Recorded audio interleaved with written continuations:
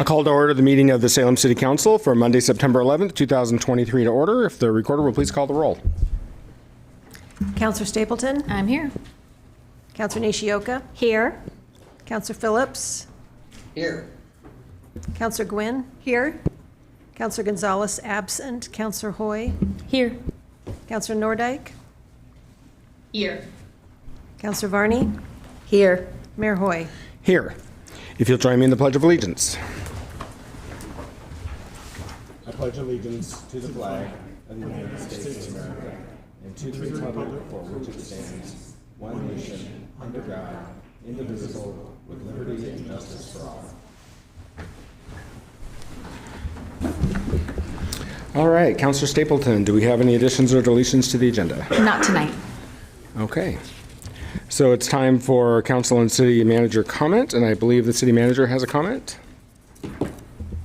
Yes, thank you, Mr. Mayor.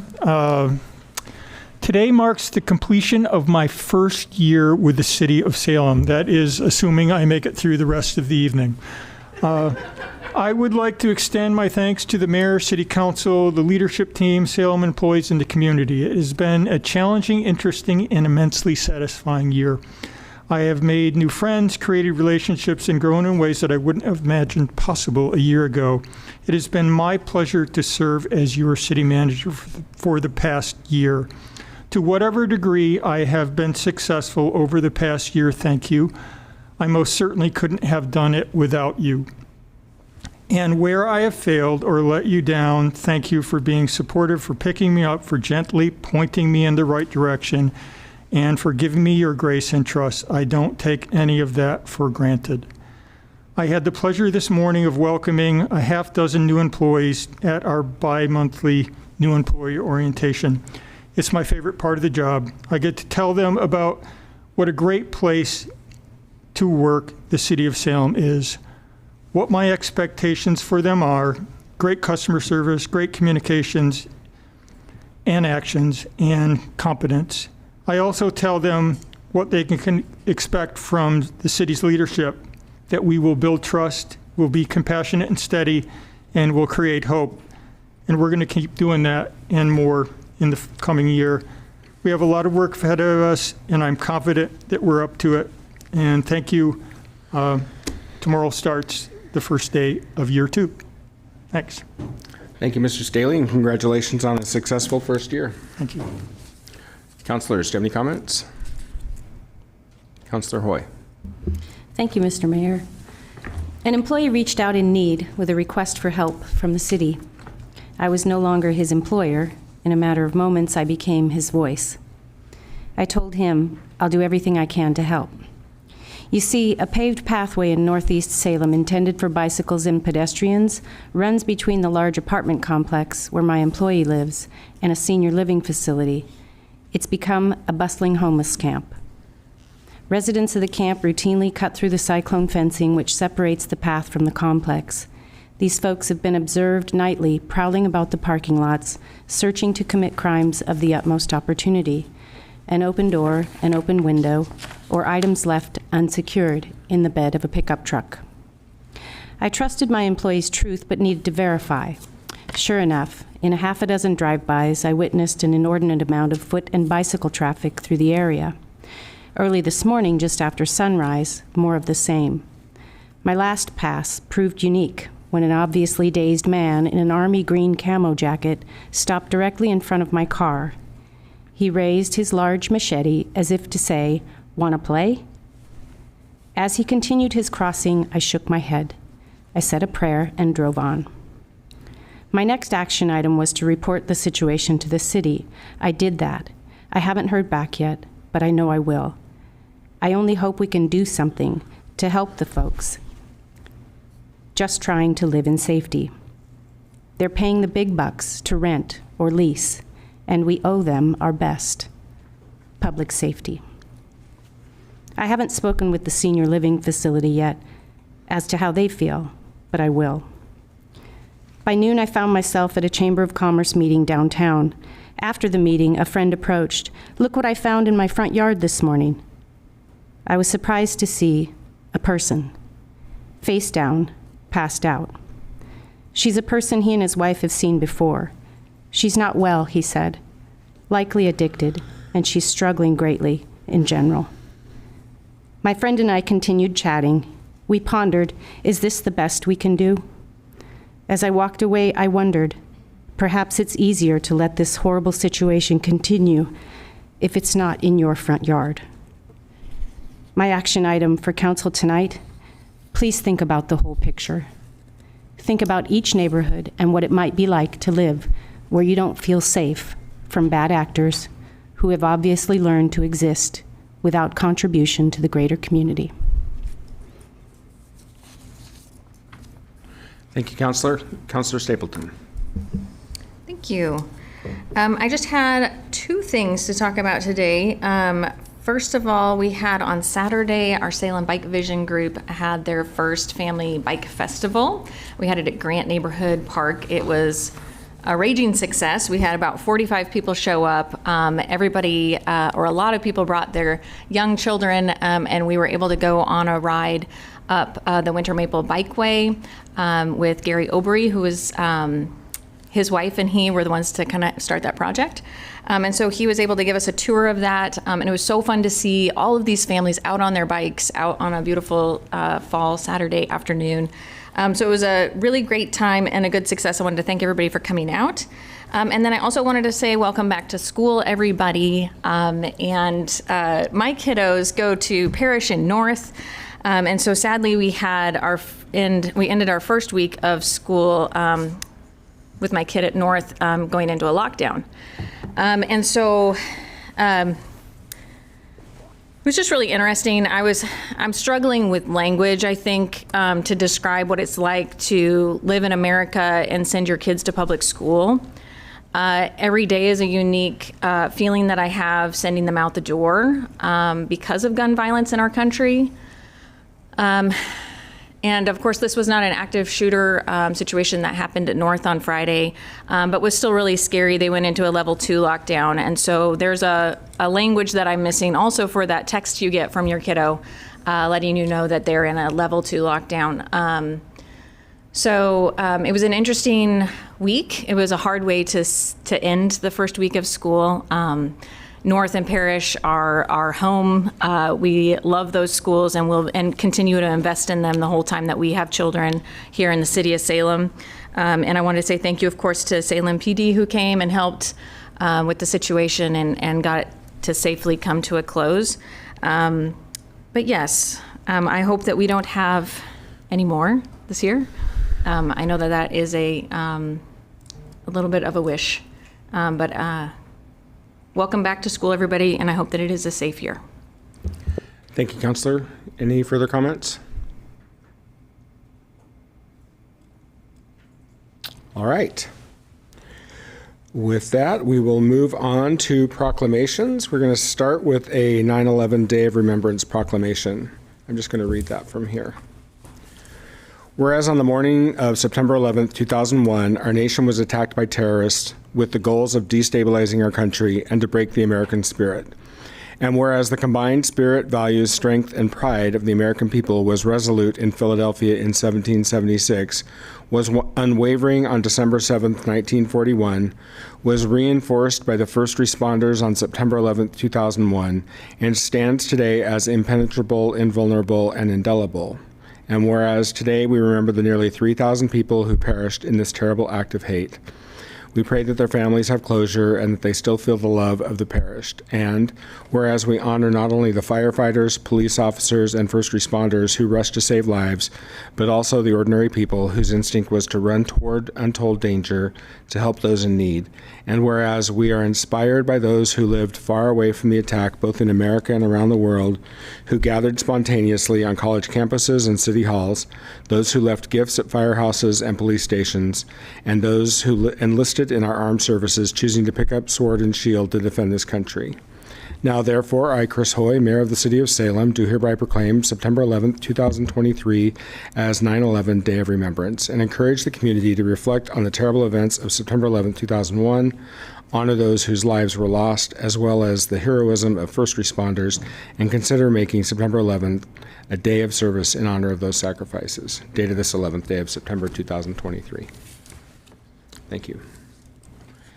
And next up, I would like to invite Councilor Nishioka to read our next proclamation along with Kaylee Westerman Lewis. Come on up.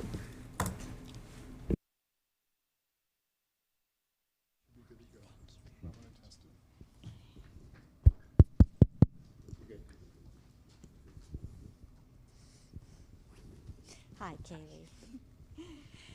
Whereas Diaper Need Awareness Week is intended to draw attention to the issue of diaper need in the U.S. and in Oregon, and whereas the national surveys and research indicate that half of all families struggle with diaper needs, and whereas children go through 6 to 12 diapers each day, and without enough diapers, babies and toddlers risk infection and health problems, and whereas the City of Salem is proud to be home to a trusted and committed community partner, the Salem Cloth Project, which recognizes the importance of diapers in ensuring health and providing economic stability for families, and whereas the Salem Cloth Project distributes diaper kits and training to anyone who requests them via its website, including family building blocks, Aware Food Bank, and PCUN, and Women at the Well, Grace House.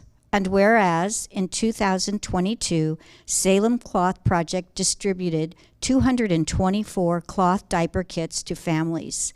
And now, therefore, Chris Hoy, Mayor of the City of Salem, do hereby proclaim September 18th through the 24th, 2023 as National Diaper Need Awareness Week, and urge people to raise their awareness about diapers needs and work together to ensure all families have access to clean diapers for their young children. Dated the 11th day of September 2023. Chris Hoy. So, Kaylee, would you like to say a few words? Thank you. Hi, thank you, Council. I'm really honored to be here today. It was kind of a heavy start talking about issues of unsheltered and gun violence September 11th. And so diaper need may not seem like it is something high on that list. However, we've seen a lot of issues that come from diaper need. We know that, like you said, 50% of people in the U.S. struggle with access to clean diapers. And I started Salem Cloth Project in 2020 because I saw in my neighborhood families that were asking for two things. They were asking for food so that they could have a little bit of food before their food stamps renewed, and they were asking for diapers. And so my thought was, can we get cloth diapers in the hands of these families so that they never have to pay for diapers again? And so in the first year, we provided families with 112 cloth diapers. The next year was 224, and this year we've far surpassed that. So we are honored to be able to serve our community, but it also highlights how much of a need there actually is for families, and we don't have many resources. So while, again, we are very proud to offer this service to the community, we hope that with Diaper Need Awareness Week, we can continue to raise awareness about those things that kind of go unnoticed and support our families, because we truly believe that in providing the basic essentials to families, we're not just helping those individuals, we're uplifting the entire community. So thank you for your support, Counselor. Thank you, and thank you for being here. All right, we're going to move on to presentations, and we have Lisa Novak from the Human Rights Commission to do a presentation on our Human Rights Commission and their activities. If you'd come on up to the podium up there. Be sure and hit the green button so the green light comes on.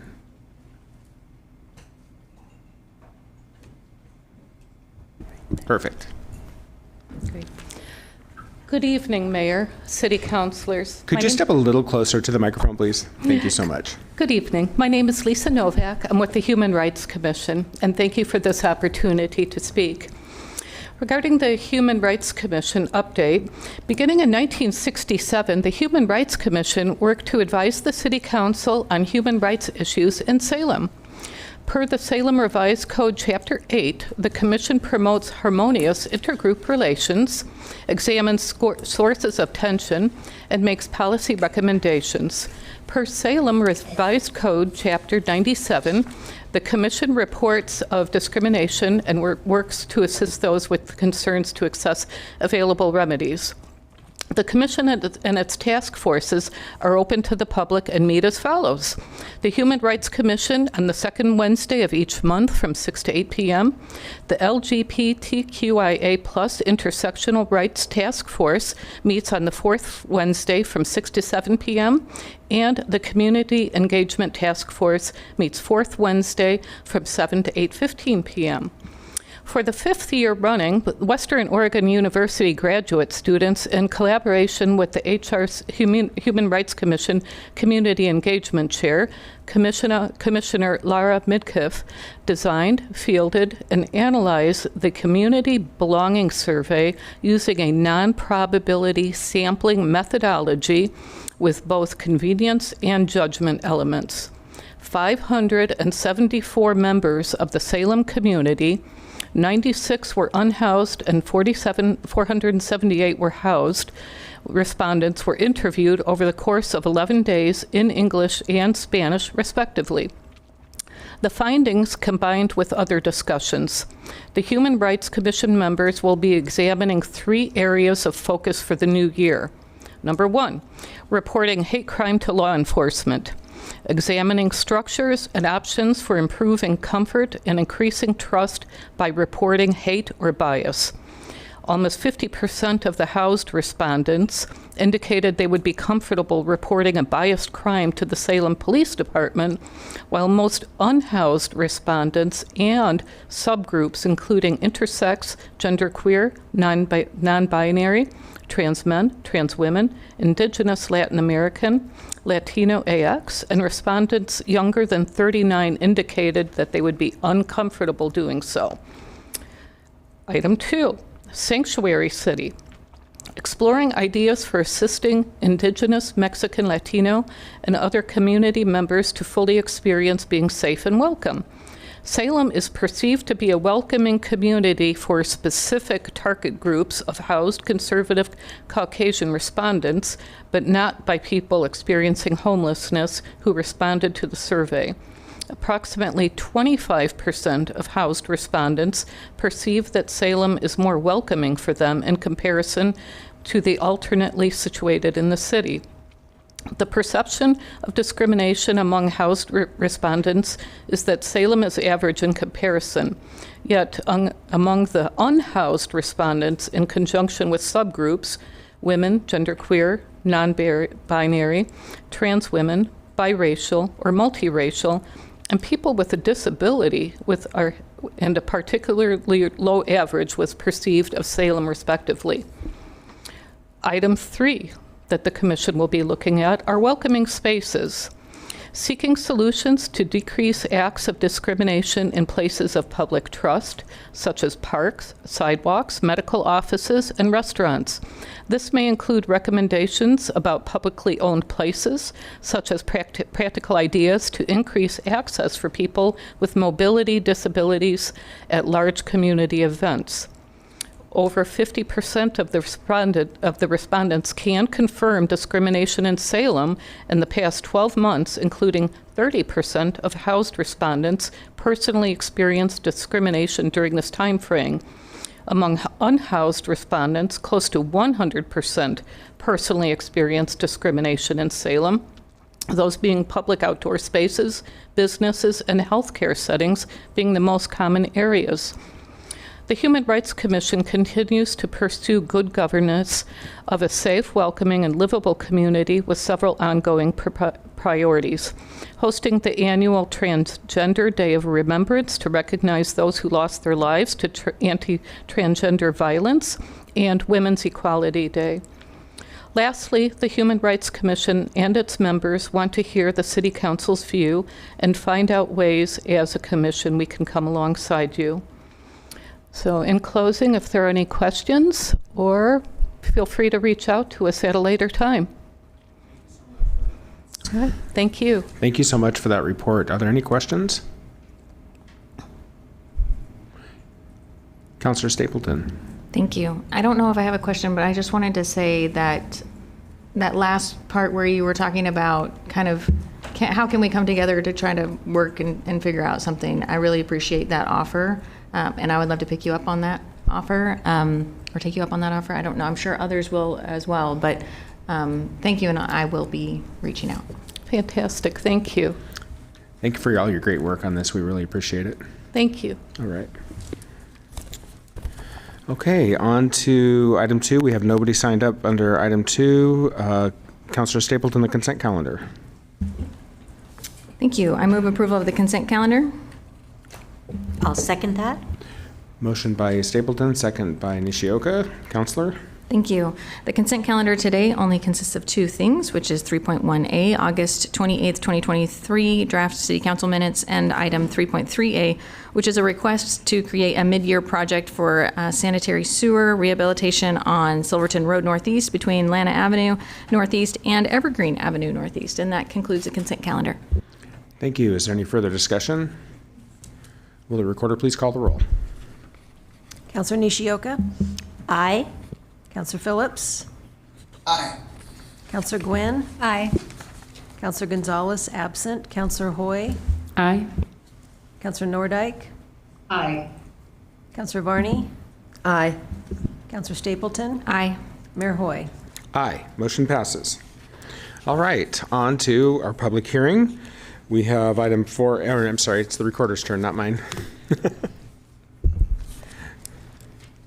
The Salem City Council will now conduct a public hearing concerning substantial amendment number 3 to the 2021 Annual Action Plan for CDBG, substantial amendment number 2 to the 2022 Annual Action Plan for CDBG, and substantial amendment number 1 to the 2023 Annual Action Plan for CDBG. The hearing will begin with a staff presentation. Individuals testifying are limited to 3 minutes. Please state your name and address or ward number for the record. Thank you, and I note that we had no members of the public sign up for comment, so I see that we have Tiffany Otis here with us, so hello. Good evening, Mayor Hoy and Council. Thank you for tonight. I'd like to present the amendments to you, recognizing this is tonight's public hearing to provide an opportunity for the public to hear and comment on the proposed amendments, and as Mayor recognized that we have nobody signed up. So part of the consolidated plan requires that each year an annual action plan is created to identify what activities will take place within that program year. A required public notice submitted for 30 days announcing for the 21, 22, and 23 amendments to the annual action plans appeared in the Statesman Journal on September 8th. If there were any comments received, then they are due to be reported to HUD. However, they are not, so I won't have any to report. For these amendments, as stated on slide, amendment number 3 is proposing to reallocate $130,716 of the CDBG funds from a canceled project that was with West Care Housing Rehab to the City of Salem land acquisition. Amendment number 2 proposes reallocating $300,000 of a canceled project and $138,880 of a reduced award from the Aya's Living Rehabilitation Project for the Fisher Sizemore Apartments, and those were both under CDBG funding, and the fundings would go to the City of Land Acquisition. Then the amendment number 1 of the 2023 is proposing to add the total of those reallocations, totaling $569,596 to the City of Salem property acquisition for low-moderate housing.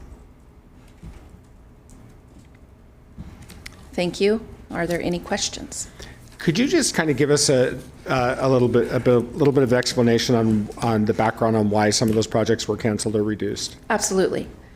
So WesCare had done a 4-phase rehabilitation of their property out on Center Street. I'm not sure if you know that location, but it's out by the Marion County Juvenile, just right across the street. And they had been doing different phases of windows and HVAC, flooring, some things of that nature. They had a substantial staff changeover, and I had reached out several times to ask if they would be using the CDBG funding, and it came to an 18-month point in time that they were not using and not responding to my requests. So I submitted a letter recognizing that we would be pulling the funds back and that they could reapply when they were ready, and had staff available to submit time to discuss. So we pulled those fundings back. The IAS Living was also going through different phases of rehabilitations on their apartment projects, and they also had some staffing change and did not have a dedicated project manager for the rehabilitation, and the rehabilitation pieces of what they had to do was quite complex. And they also ran into some pieces for, I believe it was sprinkler systems and things of that nature that had come up during the rehabilitation. So they had to dedicate time differently than what they had originally planned for the funding. So it was also recognized to another federal programs manager that they would not be able to commit and continue to the rehabs. So they pulled that funding back, and we're looking to dedicate those totals to the to the land acquisition. So the idea is that in the future, should we would be able to purchase some land for low and medium income housing? Yes. So Great. the 2023, when I had come and proposed the projects, that was one of them for the whole enchilada, if you will, that was not public service related, held it back at the 1.47. And then these $500+ would be added to that balance. So we would have a more substantial pot to put towards the purchase of a property. Are there other questions from councilors? Councilor Nishioka. Thank you, Mayor Hoy. I'm just curious, the two projects that ran into some difficulties during their rehabilitation, do you know if they're still working towards trying to finish their projects? Yes, they are completing to what degree they had of fundings that we had. The WesCare had up to phase 3 with our fundings, and they did not do phase 4 at all. Their direction, they do have a new person in staff because the other staff had left, and he has reached out to me from community meetings and would like to talk. So I will direct him towards NOFA 24 and recognize that the funding would be available for application should he want to come back. And then the IAS Living is finishing up and finalizing closing documentation of the funding that they had been doing with these dollars.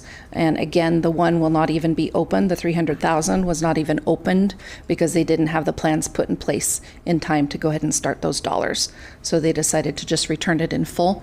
The other one is at half detail, and again, they're working with the federal program manager to finish that up and get the closing documentation submitted. Thank you. Councilor Nordyke. Thank you and good evening, folks. And I apologize, my video is not working tonight. Thank you so much for your presentation regarding CDBG funds. Do we have a deadline by which we need to spend funds that we are reallocating towards land acquisition? So the land acquisition was first appointed for the 2023 funding cycle. These returned funds also have some deadlines. So yes, Councilor Nordyke, it would be prudent to support this decision tonight for presentation of the dollars for HUD, for recognizing that we're spending things on time and having a timeliness return for HUD. And what is the deadline to spend these funds that we are reallocating tonight, assuming we agree with the plan to reallocate? So with the year of CDBG dollar, there's 6 years in return to be finalized. So 6 years from fiscal year 23? So 6 years from 21 would make it 27, 6 years from 22 would make it 28, and 6 years from 23 would make it 29. Thank you. And are there any other questions? Okay. Oh, yeah, Councilor Hoy. Thanks. Just one thing. As a person who's new to these processes, I just want to say thanks for keeping an eye on things and how it's going timing-wise and where we might be able to move money to do greater things. So Absolutely. Thank you for that. Thank you. Any other questions or comments? All right, I will close the public hearing. Counselor Stapleton. I'm going to move staff recommendations. I'll second. A motion by Stapleton, second by Gwynn. Counselor? Thank you. Yes, and thanks. You're always so delightful to work with, and so much great information is always so clearly delivered to us, and it makes us understand everything that's happening with these sometimes very complex federal programs, et cetera. So thank you very much. Of course, this is just a way of bringing back some funds that are not being spent so that we can allocate them to land that we could then do some low to moderate income housing. And to me, that sounds like a wonderful idea. Thank you. Further discussion? Will the recorder please call the roll? Counselor Phillips? Aye. Counselor Gwynn? Aye. Counselor Gonzalez, absent. Counselor Hoy? Aye. Counselor Nordike? Aye. Counselor Varney? Aye. Counselor Stapleton? Aye. Counselor Nishioka? Aye. Mayor Hoy? Aye. Motion passes. Thank you. All right. We don't have any special orders of business. We do have one information report. I know that we have a couple of questions or comments on that. To Counselor Nishioka, do you want to go first? Thank you, Mayor Hoy. Yes, I think, will I be addressing Kristen Rutherford, or will someone else be? I'm not sure who the staff person is who could address this. Oh, that would be Lisa Anderson Ogilvie. She is happily walking her way to the podium as we speak.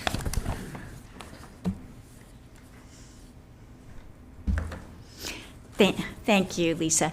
I was wondering, here we have heavy vehicles, and they'll be on this large lot that is sloped, and I'm concerned about caustic materials that could be getting into the biofills, the water, the wastewater, and I'm just wondering if you might be able to answer how that's going to be mitigated.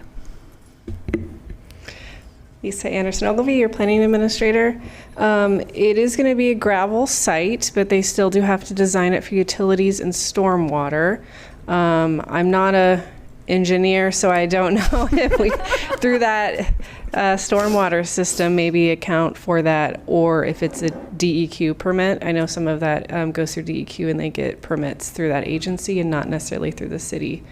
I do see our city engineer here, so I don't know if he knows anything more about runoff on private development through the stormwater system. Mr. Dannon, do you want to give that a shot? I'd be glad to. Alan Dannon, city engineer.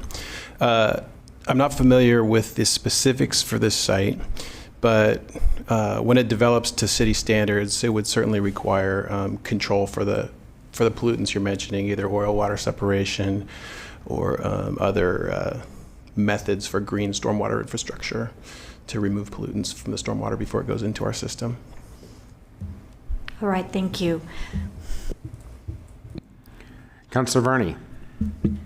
Thank you. It's my understanding that this is going to be paved with asphalt surfacing. Councilor, could you speak towards your microphone? Oh, yeah. We didn't hear the words you sorry, just said. it's according to the hardscape, the area is going to be paved, and the slope from the contour map, I mean, obviously it's going to be leveled out, but it's about a 20-foot drop off. And so I was just kind of, obviously these are early plans. I'm kind of curious as to how that's going to work out, because I'm concerned about the Claggett Creek natural area and the fact that it's right adjacent to this. I guess that's just a comment more than a question. I see that they have put in a couple of kind of bioswales, but I do have concerns about parking heavy equipment and tires and oil and everything on a paved surface that close to our natural area. Anyway, just a comment. Anything else? Thank you, Lisa. All right. We'll move on then. We have no first readings. We do have a second reading. Ordinance number 13-23, revisions to the Salem Revised Code 58.001, .003, .004, .185, .190, .325, .344, related to fire prevention. Counselor Gwynn?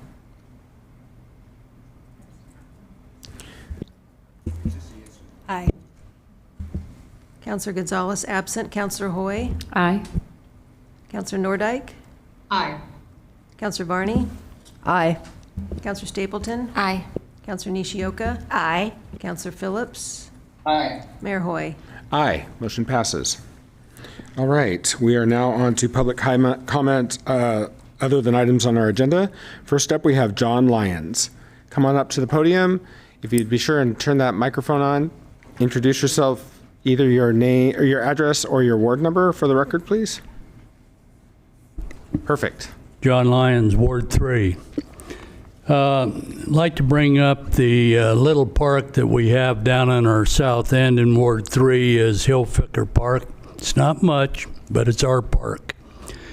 We've been having camp problems down there. I know everybody talks about this situation, but it's preventing people in the neighborhood from going into that park. And I called the police and they said, fill out the forms for City Hall. I have filled out numerous forms, never heard back. I don't even know if somebody's read them.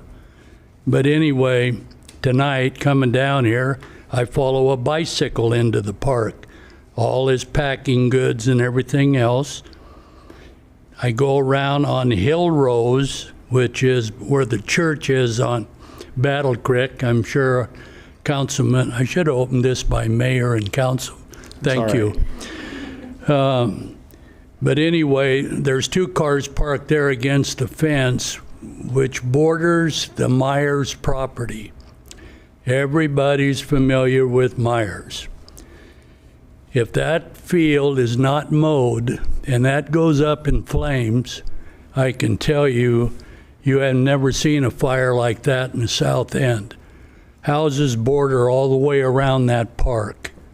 Trees and everything else, and that high field has never been mowed. Now you've approved them to develop. Maybe we can approve them to mow before we have a major problem. Okay? Enough of that.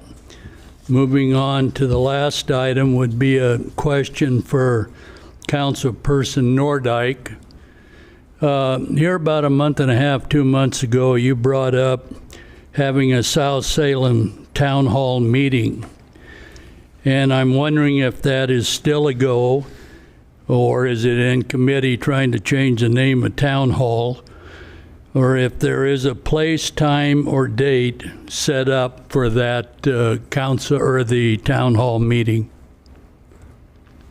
And that's all I have. Thank you. Thank you for your testimony. I do note that staff was taking note of the situation at Hillficker for sure, and I hope that somebody from code enforcement is listening on the field at Meyer Farm.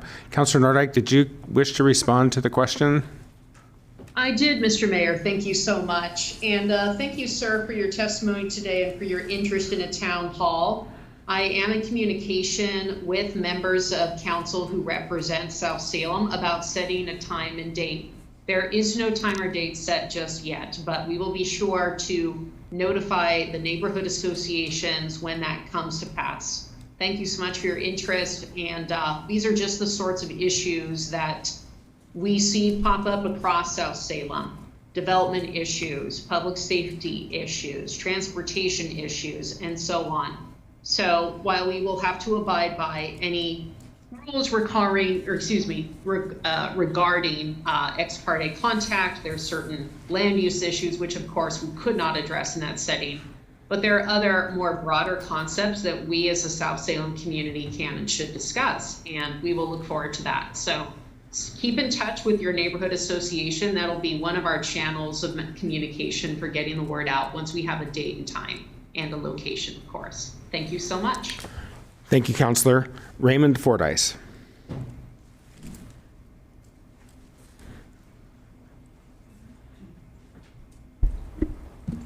I think it's on. It is. Thank you, Mr. Mayor and councilors, for the opportunity to speak. My name is Raymond Fordyce. I'm a member of St. Joseph's Parish downtown. As you've probably heard, our church recently was burned and very considerably damaged. The named accused of this crime was well known to police, I understand, from multiple acts in the past of a similar nature, and yet apparently was not effectively punished for the things he had done prior to this.